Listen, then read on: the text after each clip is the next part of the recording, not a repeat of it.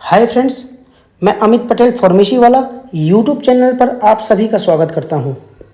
दोस्तों, आज मैं आपको वो बताने वाला हूं जो अभी तक की किसी यूट्यूब वीडियो पर आपको सुनने को नहीं मिला होगा और आपने ऐसी वीडियोस यूट्यूब पर अभी तक नहीं देखी होगी।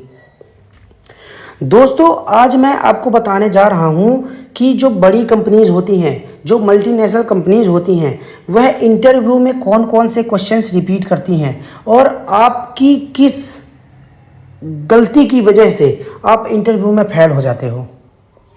तो दोस्तों, मेरी वीडियो को ध्यान से देखिएगा, स्किप नहीं कीजिएगा, जिससे आप अगली बार जो नेक्स्ट इंटरव्यू अटेंड करो तो कॉन्फिडेंट होकर उनका आंसर दे पाओ। तो चलिए दोस्तों, स्टार्ट करते हैं। देखो दोस्तों, जब आप इंटरव्यू में जाते हैं बड़ी कंपनीज में, जैसे हो गई सिप्ला, हो गई लुपिन, हो गई टोरेंट, हो गई अरविंदो, हो गई एंड अदर्स जो बड़ी मल्टीनेशनल कंपनीज हैं, तो वह कौन से क्वेश्चंस आपसे पूछती हैं और मोस्टली वही क्वेश्चंस ही पूछा जाता है। ख़ास तौर से आप ग्रेनुलेशन में वर्क कर रहे हो, प्रोडक्शन में, तो आपको इंटरव्यूअर पहले पूछेगा आरएमजी के बारे में बताइए और उसका प्रिंसिपल बताइए। तो आपको सिंपली क्या बोलना है, इंटरव्यूअर को बोलना है, सर आरएमजी का फुल फॉर्म होता है रैपिड मिक्सर ग्रेनुलेटर।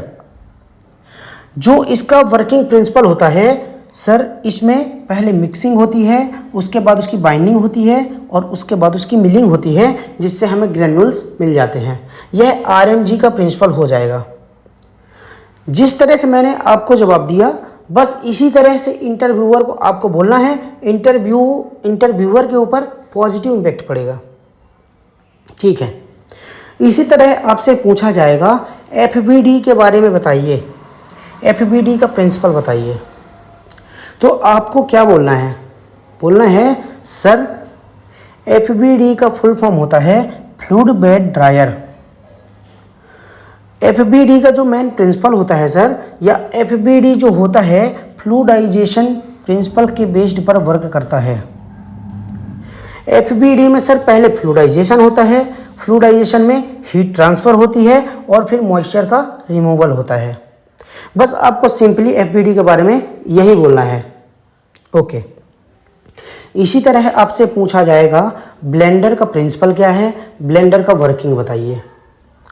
देखिए, आपको क्या बोलना है, सर जो ब्लेंडर होता है उसका काम है मिक्सिंग करना, और जो ब्लेंडर है वह मिक्सिंग और ब्लेंडिंग के प्रिंसिपल पर ही वर्क करता है। क्यों? क्योंकि ब्लेंडर का काम मिक्सिंग करना ही है। ओके।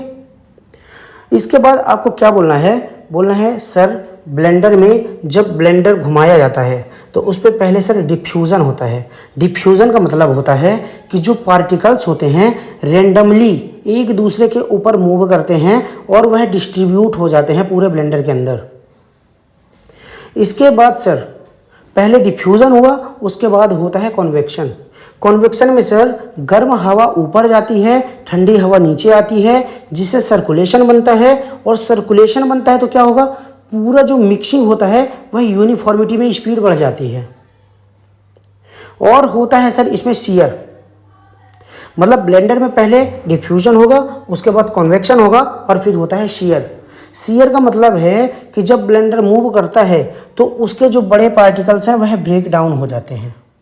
ब्रेक डाउन होने से जो है मिक्सिंग स्पीड और मिक्सिंग जो होती है यूनिफॉर्मिटी में आ जाती है।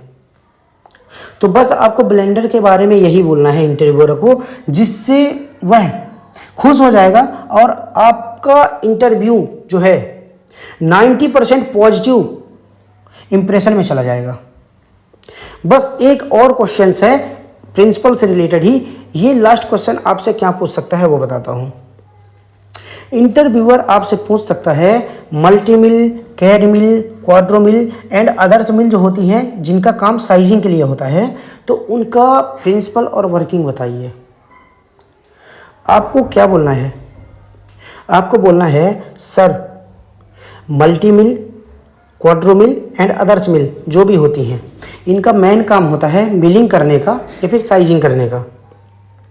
तो सर इसका जो मेनली प्रिंसिपल होता है इम्पैक्ट एंड एट्रीशन होता है। क्यों?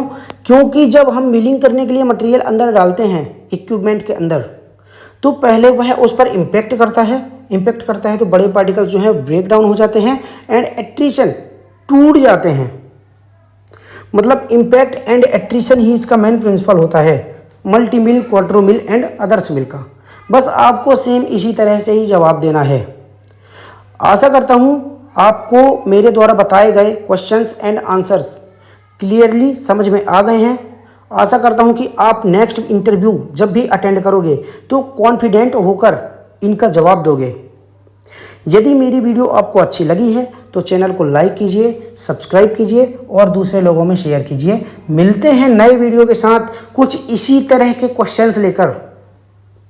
तो प्लीज़ नेक्स्ट बार भी आप मेरी वीडियोस को ज़रूर देखिएगा।